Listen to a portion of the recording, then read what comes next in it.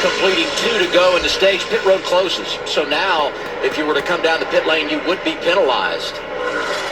And it's a no-brainer for Chase Elliott. This team's not running for points. They're part-time. He's a cup driver.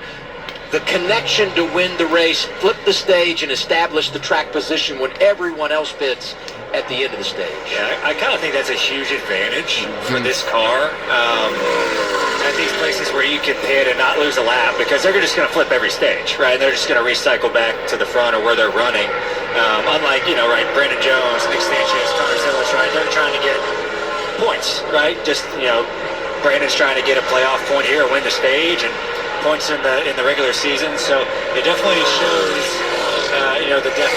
the divide. But guys like Justin Allgaier, who came down pit road, Jason Love, guys just outside the top 10. What do they got to lose, right? We're going to flip it. We're going to try to get some track position and see how our car handles. Yeah, and if you look at guys like Nick Sanchez in second or Ryan Sieg in fourth, they're below the cutoff line right now. So they're going to get a lot of stage points. And I think it's really hard to comprehend at home how someone would give up a finish in a race, but to have more total points for the day. But ultimately, making the playoffs is what everybody wants to do in all these series. And those guys are able to capitalize and get easy stage points here. Toyota onboard camera allows us to ride with Brandon Jones. He's focused coming off of turn 3 and back to that green and white checkered flag. Top 5 in the truck race yesterday, and he picks up his first stage win in Xfinity since 2022. Winner earlier this year at Darlington gets another playoff point. Sanchez gets points. Jamie talked about the importance for the rookie from Florida. Connor Zillich runs it long. He was third. Ryan Sieg is there, the same for rookie Christian Eckes.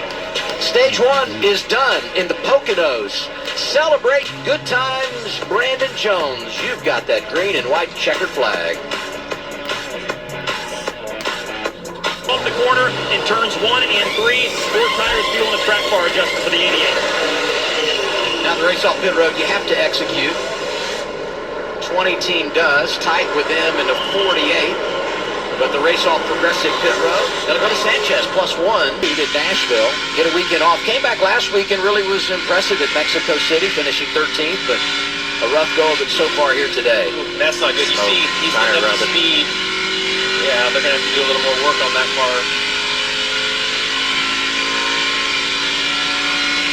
It's on 37th, 1 lap down. And now we do Harrison Burton's Race Fit Health Report, brought to you by Brestree. Good start to the day for the 25. Medicine ball slams. Wow. A little bit of rowing. Rowing's hard. It's way harder than what you think it's going to be. Yeah, he's motivated for 2 things when it comes to the workout routine. 1, top performance in the race car. But he's getting married in October. He wants to look good at that wedding. Want to look good in that tux. A little good at tux. That's fair. Here's Dylan. Well, we've been following this alternate strategy. On and really bounce off the fence into the 25. They're both looking you able to go straight, but the green's going to have to come pit.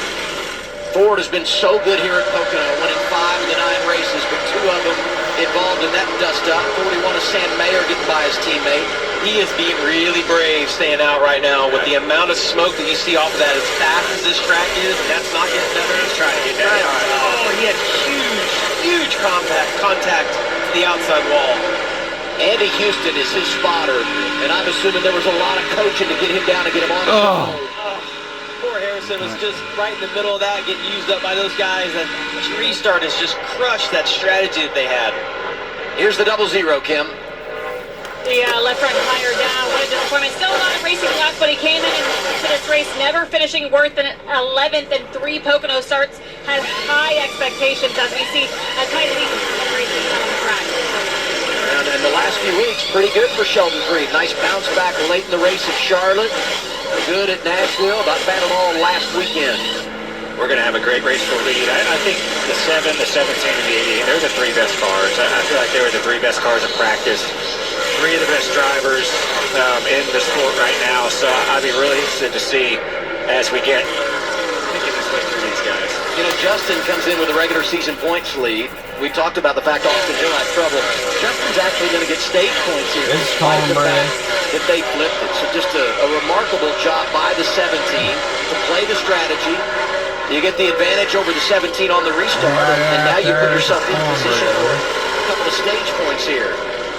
So 2 to go, stage 2, Dylan. And just a quick update, another strategy update. Brandon Jones is kind of in that mix as well of the Allgaier or Chase Elliott strategy. He pitted a little bit earlier compared to those guys. He pitted on lap 34 most recently versus their 42. But they can run this out to the middle of stage 3 or whenever their get-home lap is, which for most teams it's kind of around that lap 65 number. So they can run this all the way to their get-home number and do it on one more stop after the 7 and 17. So I feel like they're in a pretty good spot right now for the 20 car. I was curious about them. I'm also curious about the top 2, Zolich and Sanchez, who pitted at lap 28. You know, they might have some options on what to do here at the end of the stage as well. For second now, Taylor Gray making a move. He's there. Look at them chasing each other into the corner. Gray, P2. Gray's car, I think, is really good after he gets a few laps on the tires. Like, I don't think he fires off very good, but once you, and I think the 48 is the opposite. Like, the 48 fires off super fast and fades a little bit. I thought we were going to see what I did too. I was like, But the 54, I think, is coming to life. Like, he needs longer green flag runs. There it is. Race for second was good. Taylor Gray gets it behind Connor Zilich, who's able to win stage 2.